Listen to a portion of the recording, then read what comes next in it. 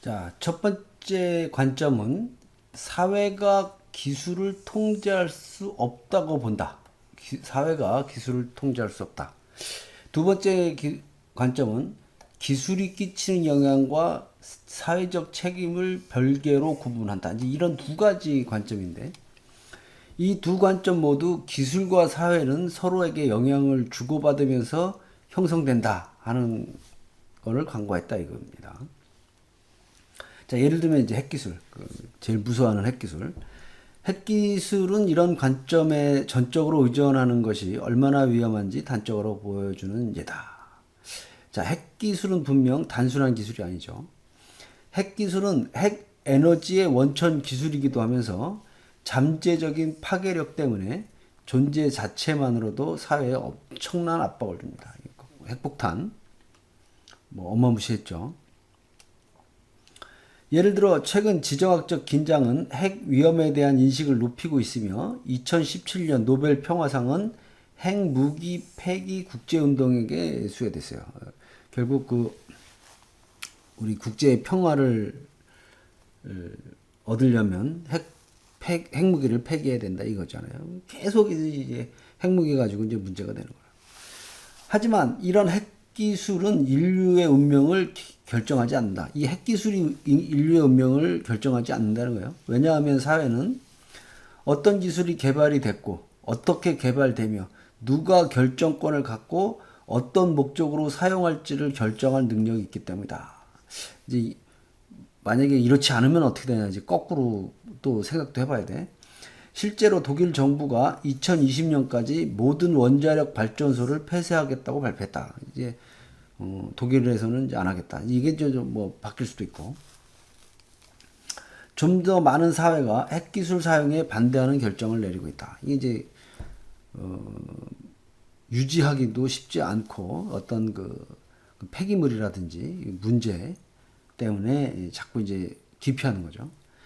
성공적인 4차 산업혁명 시대를 열기 위해서 우리는 기술의 속성을 이해하면서 더욱 유용하게 사용할 생각을 해야 한다. 이거죠. 동시에 기술이 내포한 목적, 자, 이 기술 가지고 이제 어떤 목적에 쓸 거며, 뭐가 위험하고, 뭐가 불확실성에 대해서 세부적인 부분까지의 대화를 나눌 수 있는 능력도 갖춰야 된다. 이제 기술을 쓰려면 그걸 대처할 수 있는 문제를 해결할 수 있는 것도 있어요. 그래서 모든 기술은 정치적이다. 라는 제3의 시각이 필요하다. 정치적이다.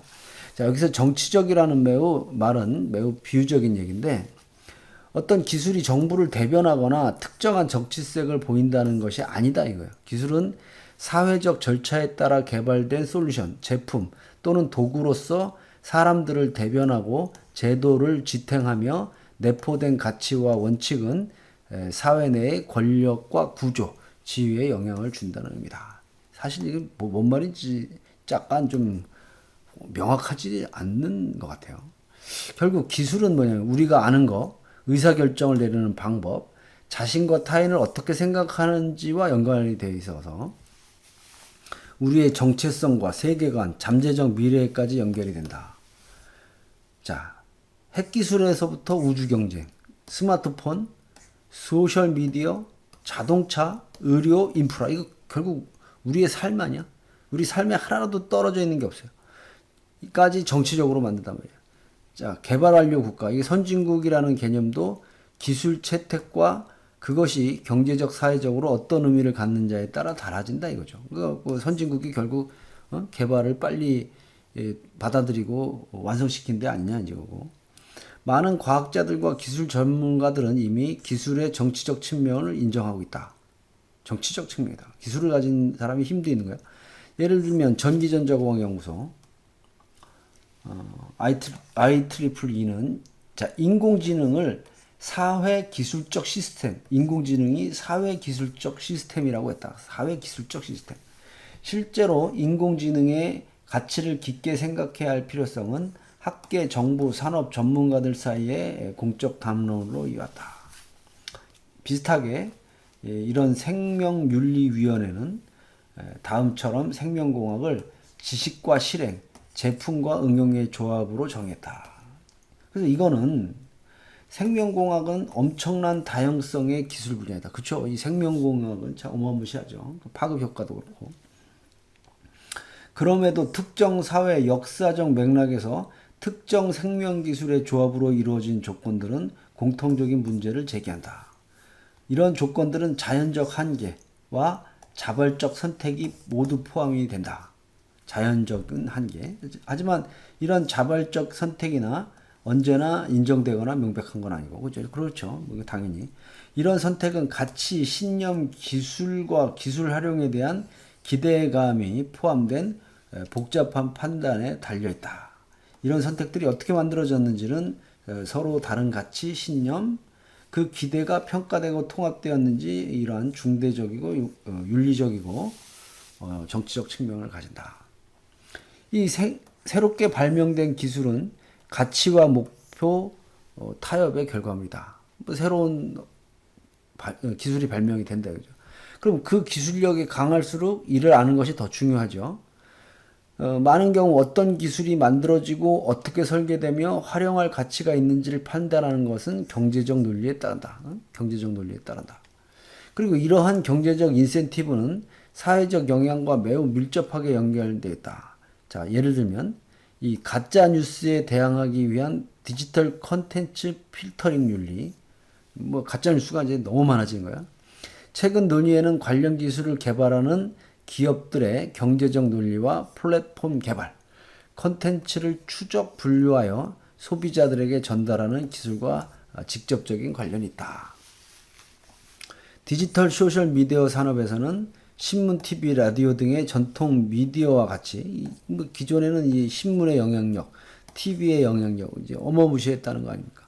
그게 이제 스마트폰이 나오면서 전체적으로 그 무게축이 자꾸 이제 바뀌고 있는 거죠.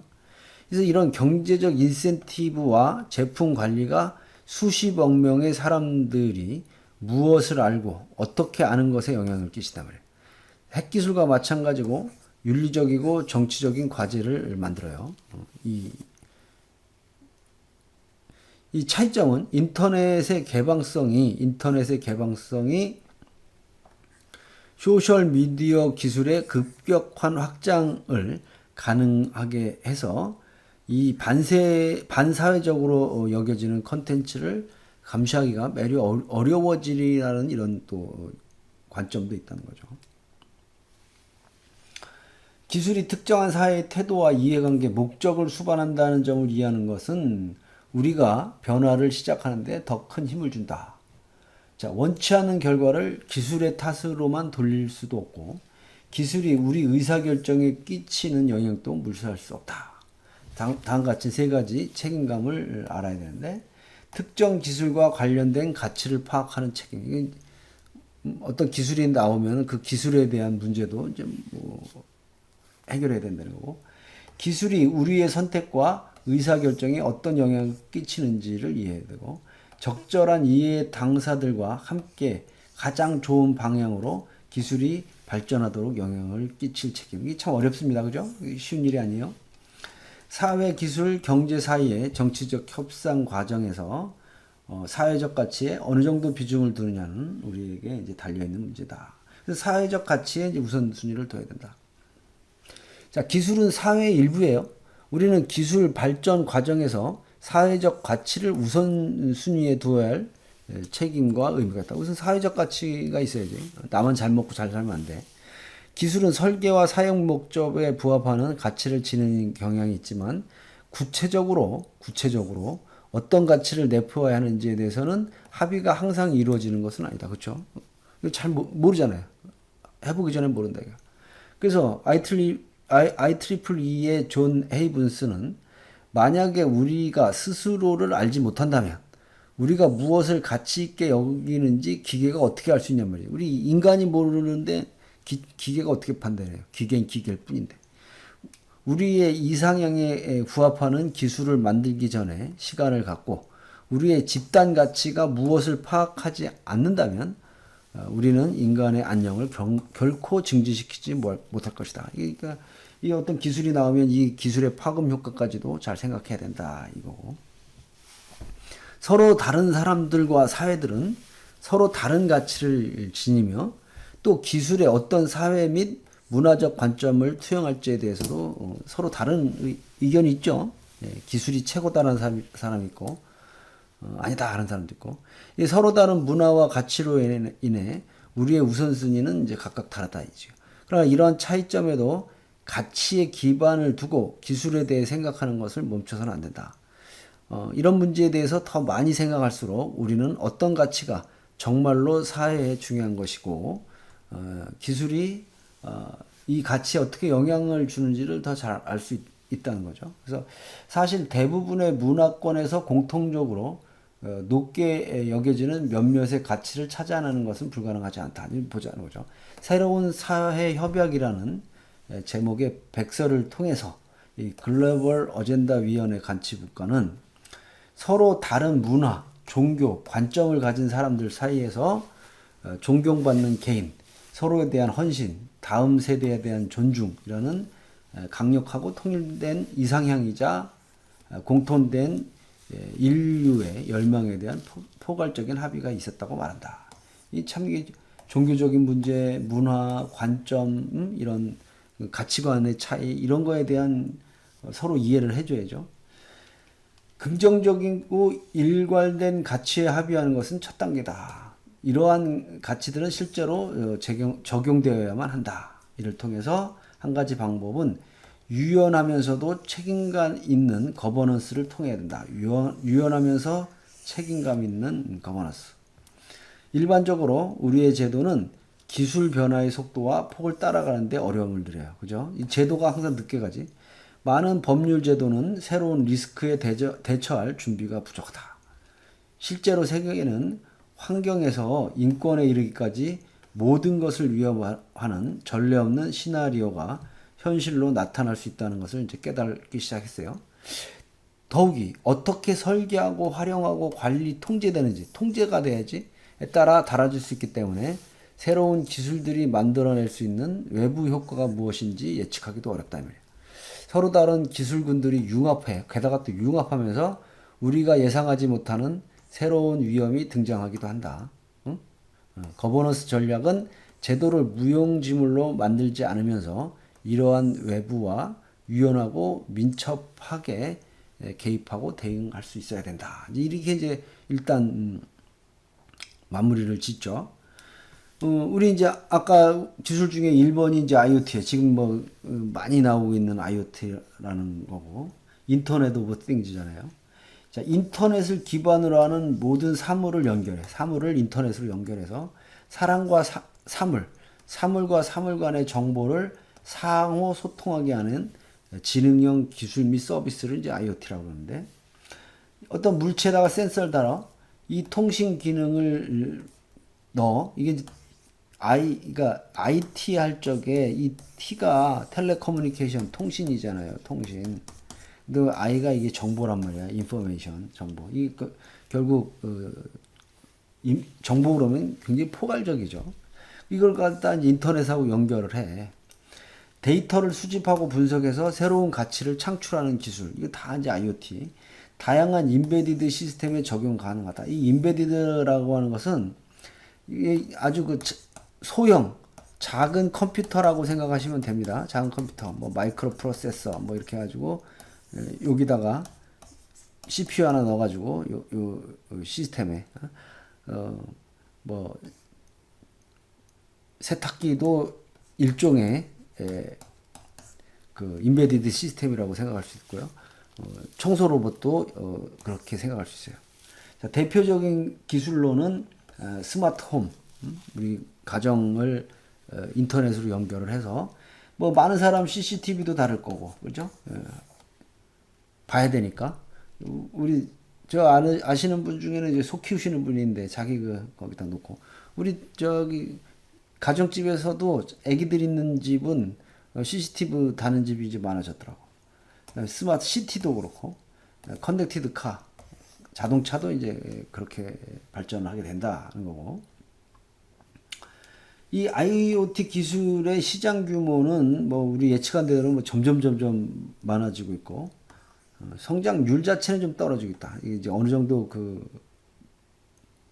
기술이 이제 확립이 됐다고 보는 거죠. IoT 플랫폼 시장의 규모는 세계 최고 IT 시장 분석 및 컨설팅 기관인 한국의 IDC가 뭐냐면 2019년 국내 IoT 플랫폼 시장의 규모는 약 한 7,540억이었고 2023년까지는 약 한 1조 3,300억 정도로 커질 거다.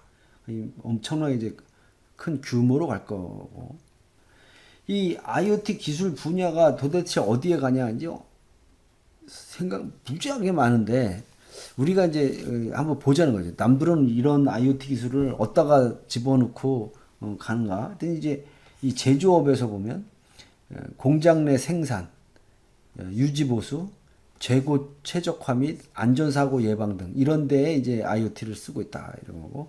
자, 자동차, 이 자동차가 아주 핵심 키워드잖아요. 자율주행 자동차 맨날 나오잖아. 왜냐면 워낙 그 산업 규모가 크기 때문에. 현재로는 이제 자동차 유지보수라든지 보험 등 이런 데서 이제 쓰고 있다. 이 보험 보면 이건 아직까지는 IoT는 아니지만 우리 그 차량용의 블랙박스에다 이렇게 달고 다니잖아요. 이 블랙박스도 이제 IoT 쪽으로 인터넷으로 연결되면 이제 실시간으로 볼 수 있는 그런 데도 되고. 그다음에 이제 유지보수도 이제 이 안에 있는 여러 가지 센서를 이용해서 어디가 문제가 있는지 그런 걸 다 이제 할 수 있다는 거고. 서비스 보면은 소매 점포 전시, 구매, 홍보, 지능형 통합 시스템 이런 데서 이제 쓰고 있고, 유통과 물류에도 보면 택배 물류 운송을 어떻게 최적화한다, 자율주행한다, 내비게이션 뭐 이런 데 있고. 자, 회사는 직장 내 직원 관리, 훈련, 에너지 관리, 보안 뭐 이런 데 쓰고. 자, 인프라를 보면은 집에서는 가정 내 에너지 관리, 보안, 안전 및 건강, 질병 관리 등. 자, 도시에는 도시 공공 안전, 보건, 교통 통제. 이제 이런 데에 이제 IoT 기술을 활용한다는 거고요. 새로운 아이디어가 필요한 거지. 새로운 아이디어. 요거를 가진 사람, 안 가진 사람 이제 차이가 있는 거예요. 이 인터넷에 연결해서 뭘 쓸 수 있을까? 이제 IoT 기술의 진화하는 방향은 점점 이제 기술이 갈 거 아니에요. 그러면 이 IoT가 사물의 지능이 탑재돼. 어떤 뭐 이제 막 선전은 되게 하죠. 뭐 세탁기도 이제 뭐 인공지능으로 해서 당신이 갖다 놓으면 지가 알아서 돌리겠다. 뭐 이제 이런 건데, 이거에 플러스 이제 주변 환경을 인식하고 이제 적응을 하는 거예요. 이게 이제 고품질의 지능 서비스화로 진화할 수 있는 거다. 뭐 인터넷으로 이제 모든 게 연결이 됐다. 이제 1.0, IoT 1.0은 연결형이었어. 이거는 사물이 인터넷에 연결이 돼서 사용자가 사전에 설정한 규칙에 따라서 주변 정보를 수집하고 전달해. 그러니까 이거는 이제 자동화하고 일반화하는 이제 특징이 있었는데, 이제 앞으로 이건 지능형이야. 좀 더 지능형이 돼. 사물에 지능이 탑재돼. 이제 지가 판단할 수 있는 능력이 생겨. 시시각각 변화하는 주변 환경을 스스로 인식, 적응해서 실시간으로 고품질 지능 서비스를 제공해. 이런 자율화와 최적화를 볼 수 있다. 근데 이건 뭐 언뜻 드는 생각인데, 지금까지 CCTV가 그냥 일반적으로 이렇게 비치기만 해. 보기만 하잖아요. 그래서 촬영만 한다면 여기에 이놈이 이제 그 인공지능을 탑재해 가지고 얘가 판단하는 거야. 예를 들어서 불이 났다거나 그러면 바로 연락을 해. 그 다음에 아니면은 예기치 않은 어떤 뭐 도둑이 들었다거나 뭐 여러 가지 잘못된 문제가 되면 하는 정도까지 가면 이제 이게 지능 탑재형까지 되는 거죠. 지능형 IoT. 뭐 제가 말씀드린 거는 너무 이제 단순할 수도 있고, 그보다 훨씬 더 다양한 기능들이 이제 탑재될 수도 있겠죠. 우리는 이미 사물 인터넷 시대에 살고 있어요. 우리는 알게 모르게 이제 거의 뭐 인터넷에 다 연결돼 있어. 뭐랄까요? 카톡도 그렇고. 이건 진짜 스마트폰이 하다 보니까 사람들끼리도 이제 다 연결돼 있죠. 인터넷으로 다 연결된 그런 시대에 있다는 거야. 업무도 다 카톡으로 보고 결제도 이제 스마트폰으로 보고 그런 걸 느끼죠. 이 ICT의 발전에 따라서 이제 만물 인터넷 시대로 갈 거예요. 이게 이제 모든 것이 다 인터넷으로 연결이 되는 그런 시대가 될 거다. 사물 혹은 인간이 인베디드 통신 시스템을 통해서, 그러니까 아까도 얘기했잖아요. 조그만 컴퓨터, 이 모든 물건들이 이제 컴퓨터가 하나씩 들어가 있는 이런 것들이 또 서로 연결이 돼, 막 연결이 돼. 상호 작용할 수 있도록 네트워크로 연결된 상태를 의미하고요. 기존 사물과 사물 간의 연결을 일컫는 사물 통신, 이게 머신 투 머신, M2M입니다. 기계하고 기계가 이제 연결이 되는 이런 것로부터 여기 ICT의 발전에 따라서 더욱 큰 의미인 만물 인터넷. 이제는 IoT, 사물 인터넷이 아니라 everything, 인터넷 오브 everything. 이런 막 모든 것이 다 갈 거다. 그렇게 인터넷에 연결하면 좋은가? 그럼 또 누군가가 또 통제한다는 거 아니에요? 자, 그래서 전 세계 사물 인터넷 파급 효과와 전망. 이 사물 인터넷이, 자, 우리 이제 2020년까지는 이제 공장이라든지 도시, 건강, 뭐 요새 그런 개념하고는 다르지만 하여튼 인간의, 저는 제일 좋은 게 이제 손목시계에서 혈압을 잰다, 심전도 잰다, 이런 것처럼 이제 혈당도 재는 날이 오겠지. 소매, 작업장, 물류, 교통, 가정, 사무공간 등 사물 인터넷을 활용하는 9개의 주요 환경에 대해서 사물 인터넷 활용 수준에 따라서 연간 약 3.9조에서 11.1조의 경제적 파괴 효과가 발생할 거다. 참 우리가 생각하는 것보다 훨씬 더 크죠. 자, 다양한 분야에서 활용도가 높을 것으로 예상되며 스마트 공장과 스마트 시티 분야에서는 그 성장성이 이제 더 클 것으로 예상하고 있다. 이제 문제가 이제 이래 되면 문제는 없냐, 이제 보안의 문제가 있을 수 있다. 보안. 우리가 일상적으로 사용하는 네트워크 디바이스 등에서 보안 취약점이 노출돼서 제어 네트워크에 접근할 경우 기기 및 인프라 조작이 가능한 걸로 나타났다. 이제 제일 유명한 사건이 그거 아니야. 이게 자동차가 그 자율주행 하던 이게 있는데 해킹을 당해. 얘를 원격 조정하는 거. 이거 무슨 영화의 한 장면 아닙니까? 이제 이렇게 되면 그러면 이 운전자의 목숨은 자기 게 아니야. 여기 원격 조정하는 사람 거라고. 그죠? 당연히. 이런 기기 및 인프라 조작이 가능할 수도 있다는 이런 보안적 이슈가 나타났다. 자, 그래서 예를 들면 이제 스마트 TV. 요새 TV도 다 인터넷에 연결돼 있잖아요. 그러니까 미국 라스베가스에서 스마트 TV에 탑재된 카메라를 해킹해서 사생활 영상을 유출하는 시연이 열렸어. 야, 우리 집 스마트 TV에 이거 문제 있는 거 아니야? 이거 해야 돼, 그죠? 인터넷에 연결된 가정기기의 보안 취약성이 노출됐다 하는 거고. 자, 스마트 가전은 블랙펄 시큐리티, 로봇 청소기 원격 조정을 위해서 필요한 앱의 인증 방식 취약점과 로봇 청소기에 연결된 AP의 보안 설정상의 취약 등을 이용해서 해킹을 해. 청소 로봇을 해킹해서 이 로봇 청소기에 탑재된 카메라로 실시간 모니터링이 가능하다는 것을 시연했다. 이게 이제 결국 이런 보안적인 문제가 생기더라 하는 거고.